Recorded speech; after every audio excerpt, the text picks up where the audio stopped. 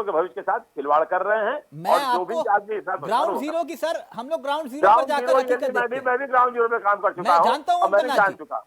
मैं जानता हूं, भविष्य इसलिए मैं आपसे की कह रहा हूं बात कि जो होती है बच्चों प्रैक्टिकल के, व्यवस्था है और उसी पर हम भविष्य चर्चा खिलवाड़ करेंगे। नहीं करना चाहिए। आप बताइए, कई लड़के ऐसे होते हैं जो नंबर नहीं अच्छा पाते हैं तो एक साल छोड़ देते हैं, दूसरे साल एग्जाम देते हैं, बिल्कुल, हम इस साल नहीं देंगे।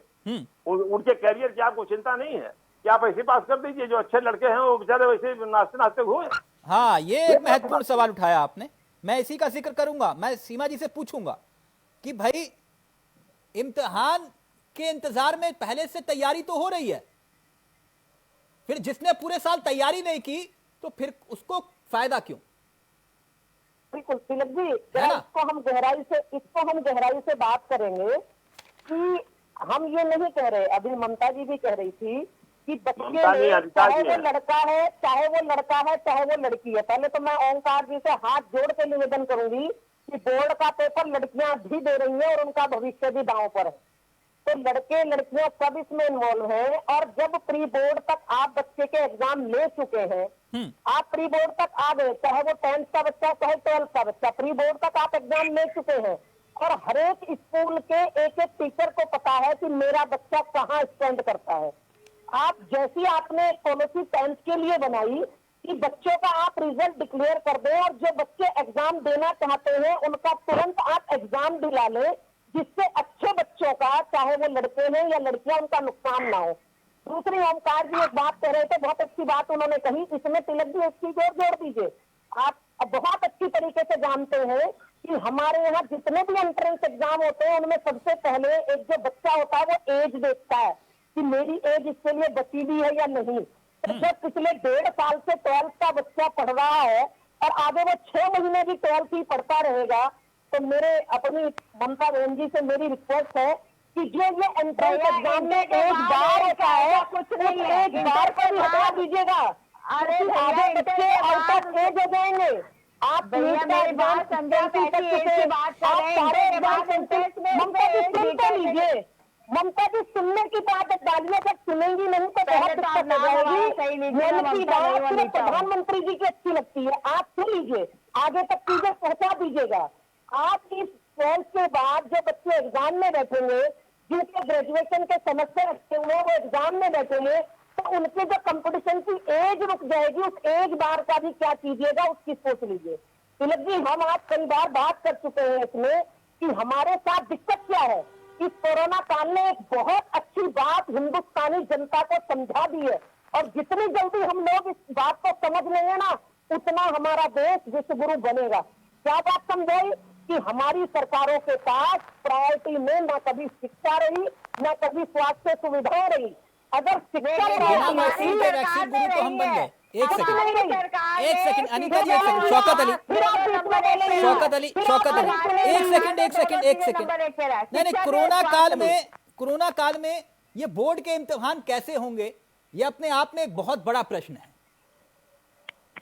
और इसका फैसला सरकार को ही करना है या फिर कोर्ट के जरिए होगा, और कोर्ट के जरिए जो आदेश आएगा उस पर सरकार अमल करेगी या नहीं करेगी, या फिर एक और याचिका दाखिल हो जाएगी। यह अपने आप में एक प्रश्न है, लेकिन इस व्यवस्था के समांतर कोई व्यवस्था तो हो जिसमें हम ये तय कर पाए कि प्लान ए, बी और सी हमारे पास है क्या। बिल्कुल सही बात, बिल्कुल सही बात। शौकत अली जी प्लीज, एक सेकंड। अनीता जी आपके पास आ रहा हूं। तिलक जी, देखिए, अभी भारतीय जनता पार्टी के लोग बहुत दमदारी से कह रहे हैं कि नहीं, सरकार इस पे फैसला लेगी और परीक्षा होंगी या नहीं होंगी ये क्लियर हो जाएगा। मैं पूछना चाहता हूं कि कोरोना काल मार्च से शुरू हुआ, एग्ज़ाम आपके अप्रैल मार्च में होने थे, तैयारी आप जनवरी से करते हैं, एग्जाम जब होने वाले तब भी जनवरी से तैयारियां होने लगती, विभाग तैयारियां करना शुरू कर देता है, तो जाहिर सी बात आपने कुछ तैयारियां तो जरूर की होंगी। अगर एग्जाम होने हैं, क्या तैयारियां की हैं, क्या तैयारियां नहीं की हैं, वो क्लियर करिए। आप गुमराह कर रहे हैं कि नहीं सरकार 1 तारीख को बताएगी, 1 तारीख को तय होगा, अभी भी आपको खुद जानकारी नहीं कि एग्जाम होने हैं या नहीं होने हैं। आपने क्या तैयारी की वो बताइए। देश के दर्शक जो देख रहे हैं, उत्तर प्रदेश के दर्शक जो देख रहे हैं, उनको समझ में आना चाहिए कि भारतीय जनता पार्टी ने अभी तक क्या क्या तैयारियां की हैं, क्या तैयारियां नहीं की हैं। अगर एग्जाम कराने हैं तो क्लियर होना चाहिए। आपकी तैयारियों से पता चल जाएगा कि कितनी आपने तैयारी की है, एग्जाम होने हैं या नहीं होने हैं। अरे भैया, आप ये बताइए, छात्रों के जीवन के साथ खिलवाड़ कराना चाहते हैं? अगर हम अप्रैल मई में वो तो तब भी आप कह रही थी, जब नीट की परीक्षा हुई, जेईई की परीक्षा हो रही थी, तब भी आप इसी बात पे अटकी हुई थी। मैं पूछना चाहता हूँ, तमाम बच्चों का भविष्य अंधकार में है और सरकार बच्चों को गुमराह कर रही है। बार बार ये सवाल खड़ा हो रहा है कि एग्जाम होंगे या नहीं होंगे, लेकिन सरकार के पास कोई जवाब नहीं, भारतीय जनता पार्टी के पास कोई जवाब नहीं। आप सिर्फ गुमराह करने का काम कर रहे हैं। अगर नहीं करा सकते हैं तो आपको बताना होगा, या तो मामले की गंभीरता को समझ नहीं रहे शौकत भाई, आप प्लीज क्यों नहीं करा पा रहे, आप इस चीज को क्लियर करिए प्लीज। प्लीज एक सेकंड, आप लोग या तो मामले की गंभीरता को नहीं समझ रहे या फिर इसको भी एक राजनीतिक मंच बना दिया आप लोगों ने, जबकि मैंने खास तौर पर दरख्वास्त की थी। ये किसी एक पार्टी विशेष का मुद्दा नहीं है, ये आपके सबके घर का मुद्दा है। इसीलिए मैं इसको कार्यक्रम में बिल्कुल ये बार बार आप लोगों को बता रहा हूं। बात की गंभीरता को हम एक सेकंड मैं उदाहरण बताता हूं। मैं प्लीज शौकत भाई, आप जानते हैं मैं तथ्यों के आधार पर ही बहस करता हूं। मैं एक उदाहरण देता हूं। आप लोगों ने ऑनलाइन व्यवस्था की थी, छोड़ दीजिए अभी वो फीस की बात, ऑनलाइन व्यवस्था की थी अनीता अग्रवाल जी कि हम ऑनलाइन पढ़ाई करवाएंगे, और ऑनलाइन के नाम पर कितने पैसे वसूले गए, कितने स्कूलों में, वो स्कूल मालिक दिल पर हाथ रख के सब जानते हैं।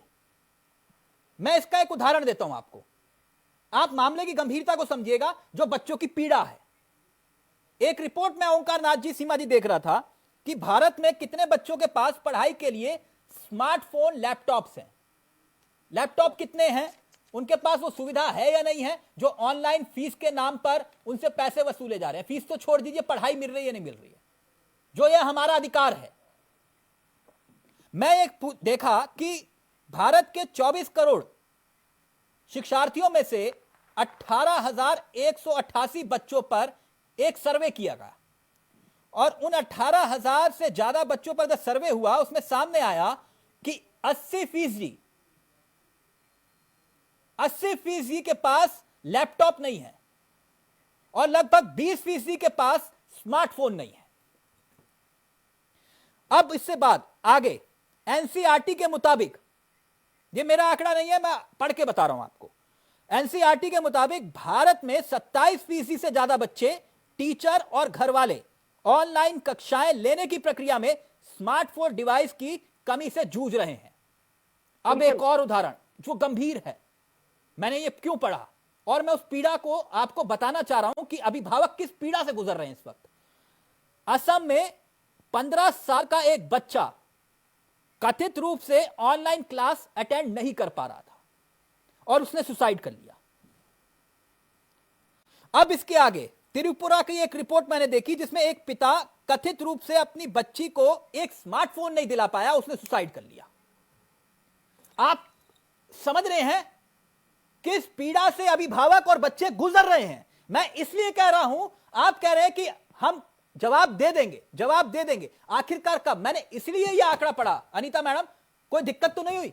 मैं पीड़ा बताना चाह रहा था आपको। नहीं, आपने जो बताया मैं उसको इंडिकेट गलत है। देखिए, सबसे बड़ी बात है, इस समय हम लोग की मजबूरियां आ गई, कोई आपदा विपदा आती है, उसमें मजबूरी, कोई ऐसा तो नहीं कि ऑनलाइन का हमारा बेइज्जती था कि हम ऑनलाइन ही कराएंगे, उसकी मजबूरी के कारण कराया गया ना। मैंने आपको सिर्फ एक उदाहरण दिया, ये आपकी प्रक्रिया थी, उस प्रक्रिया में कितने बच्चे, कितने लोग पीड़ित हो गए। लेकिन एक मैं बात आपको और बताना चाह रही हूँ, हमारे देखिए, हमारे यहाँ काउंसलिंग होगी, हमारे यहाँ काउंसलिंग होता है, वो तय करेगा, हमारे अपने शिक्षा विभाग तय करेगा। और सबसे बड़ी बात यह है कि ऐसा नहीं है कि उनके जीवन के साथ खिलवाड़ होगा। जो भी निर्णय होगा बहुत जल्द आएगा। और जहां तक देखिए, एग्जाम होने थे, पूरी तैयारी थी होने की, उस समय अभिभावकों ने खुद कहा कि एग्जामों को रोक दिया जाए, हम अपने बच्चों को नहीं भेजेंगे। आपने भी डिबेट कराई थी, अच्छे से याद होगा, जब अभिभावकों ने चिट्ठी लिखी थी कि सीबीआई एग्जाम रोक दिए जाए, तो वो सब उनपे निर्णय सब अभिभावकों की सलाह से ही निर्णय लिया गया था। और आज भी हम उनके अभिभावकों की सलाह से, अभिभावकों की सलाह से क्या कोई सलाह ली जा रही है? एक सेकंड अनीता मैडम, प्लीज आप मत बोलिएगा बीच में।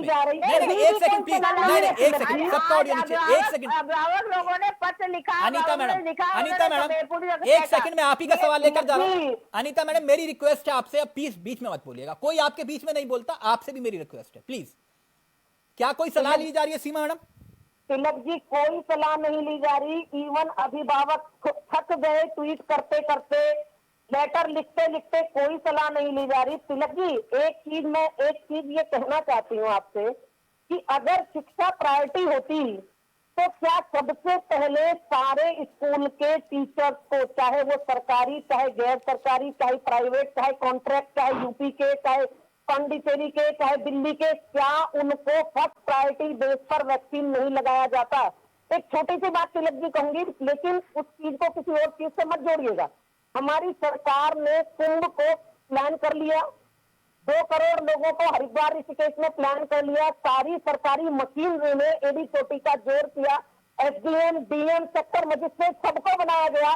क्या एक एक जिले में, फिर बोलेंगे अनीता जी, क्या एक एक जिले में सेक्टर मजिस्ट्रेट बनाकर ये पेपर नहीं कराए जा सकते थे पिछले 3 महीने से?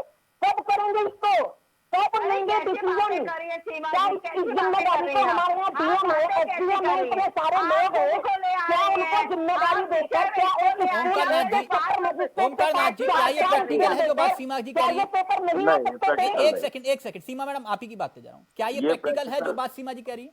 प्रैक्टिकल जो वैक्सीनेशन की बात कर रही है नहीं है। अभी तक वर्ल्ड में कोई भी वैक्सीनेशन जो है वो 12 से 18 साल के बच्चों का भी कंफर्म नहीं हो पाया है, और बिना कंफर्म किए हुए बच्चों पर अगर टेस्टिंग हो तो मैं समझता हूँ ये बच्चों की संख्या जाती होगी। ये टेस्टिंग हो जाए, सब कुछ सेट हो जाए, तब उसके बाद इसको ओमकार किया नाथ जी, मैं आपको रोकना नहीं चाह रहा था। मसला सिर्फ बच्चों तक नहीं है ना, एग्जाम करवाने के लिए अभिभावक भी हैं, एग्जाम करवाने के लिए शिक्षक भी आते हैं, एक पूरा स्टाफ होता है। वो शिक्षक जो जिनका आंकड़ा 1600 से पार पहुंच गया, वो बेचारे मर भी गए। सुन तो लीजिए, वो बात आपकी सही है, लेकिन अब सरकार तो पहले गलती कर चुकी है ना। तो वो एक दिन में तो कुछ भी नहीं हो पाएगा उसका। अब तो जो आपके पास सिस्टम बना हुआ है और जो आपके पास आएगा सामान, उसी पर आप कुछ कर पाएंगे। अगर ये पहले शुरू में ये रोक लिए होते और मैक्सिमम वैक्सीनेशन के लिए अपने यहाँ से वैक्सीन ले लिए होते तो आज ये नौबत ना आती। लेकिन इन्होंने क्या किया कि अपने से ज्यादा बाहर विदेशों में सप्लाई कर दिया। फिर खामियाजा आज भारत भुग रहा है। शौकत अली, वो ये कह रही है मैडम कि 1 तारीख को स्थिति साफ हो जाएगी, हो सकता है उससे पहले ही हो जाए, कि हम लोग एग्जाम लेंगे या नहीं लेंगे, अगर लेंगे तो कैसे लेंगे, क्या प्रक्रिया होगी, सब कुछ 15 दिन का नोटिस दिया जाएगा। बच्चे तैयार रहें ठीक वैसे ही जैसे ये लोग चुनाव के लिए तैयार रहते हैं। बस जैसे चुनाव के लिए कह देते हैं अपने एक second Shaukat Ali, final comment. एग्जामों में बड़ा फर्क है तिलक जी, आप कहाँ एग्जाम और चुनाव की बात करें? जी मैडम, बहुत फर्क है, देश ने देख लिया, हम जानते हैं, देश ने देखा है, देश ने सभी राजनीतिक दलों को देखा है कि आप लोगों के लिए चुनाव और बच्चों का भविष्य दोनों अलग अलग हैं। प्राथमिकता क्या है ये भी देख लिया। एक सेकंड, शौकत अली की फाइनल कमेंट, आपका ऑडियो आ रहा है मेरा, जल्दी से। जी देखिए तिलक जी, सरकार ने क्या तैयारियां की हैं ये क्लियर होनी चाहिए। अब बच्चे कितना प्रिपेयर हैं, 15 दिन में कितना प्रिपेयर हो पाएंगे, ये बड़ी चीज है। देखिए ये सच्चाई है तिलक जी, हम लोगों ने भी एग्जाम दिया, हम लोगों ने भी शिक्षा ग्रहण की, हम लोगों ने भी पढ़ाई की है, 15 दिन में कोई तैयारी नहीं हो पाती, ये सच्चाई है, मैं इसको एक्सेप्ट करता हूं। हम लोग भी एग्जाम देने जाते थे, 2-2, 3-3 महीने लग जाते थे हम लोगों को तैयारी करने में, लेकिन आज इतने लंबे समय से पढ़ाई तो कर रहे हैं, वो घर बैठे हुए, 15 दिन ही पढ़ेंगे बच्चे, और 15 दिन में आप ये कह रहे हैं कि क्या तैयारी करेंगे? तिलक जी 10 बार एक बात बताइए, घर में बैठने से यदि तैयारियां हो जाती तो हमें लगता किसी स्कूल में जाने की हमें आवश्यकता नहीं होती, हमें किसी कोचिंग सेंटर में जाने की आवश्यकता नहीं होती। तमाम हम लोगों को ट्यूशन लेने पड़े, तमाम लोग कोचिंग ज्वाइन करते थे, उसके बाद हम एग्जाम देते थे। वक्त इजाजत नहीं दे रहा, वक्त इजाजत नहीं, बहुत इंपॉर्टेंट टॉपिक था, बहुत इंपॉर्टेंट टॉपिक था, और ये टॉपिक रहेगा जब तक आप इस सवालों का जवाब नहीं खोजेंगे, तब तक रहेगा, और तब तक इंडिया वाइज सवाल पूछेगा। थैंक यू सो मच, नमस्कार, जय हिंद, जय भारत।